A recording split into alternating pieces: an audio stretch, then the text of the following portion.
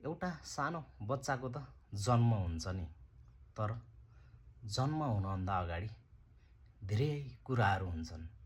जन्म हुनुभन्दा अगाडि बच्चाले भगवानलाई सोध्छ,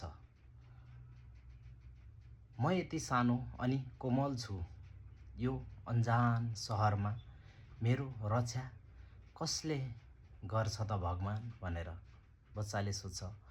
भगवान मुस्कुराउँदै भन्नुहुन्छ, मैले तिम्रो रक्षाको लागि एउटा यस्तो चिज तयार पारेको छु, तिम्रा हरेक समस्याहरूलाई आफ्नो शिरमा लिनेछन्, तिम्रा हरेक गल्तीलाई माफ गरिदिनेछन् र तिमीलाई निस्वार्थ ढङ्गले प्रेम गर्नेछन्। फेरि बच्चाले सोध्यो,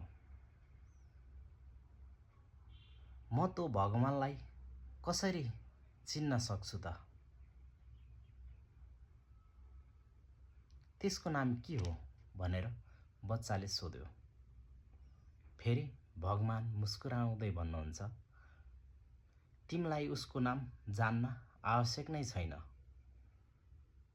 तिमीले उसलाई केवल आमा भनेर बोलाउनु।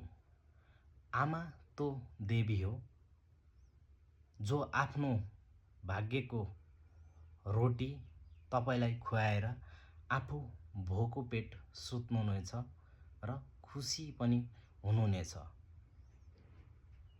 तर पनि उहाँको आँखामा कहिल्यै पनि थकान र निराश देखिने छैन र तपाईको लागि कुनै पनि गुनासो गर्नुहुने छैन।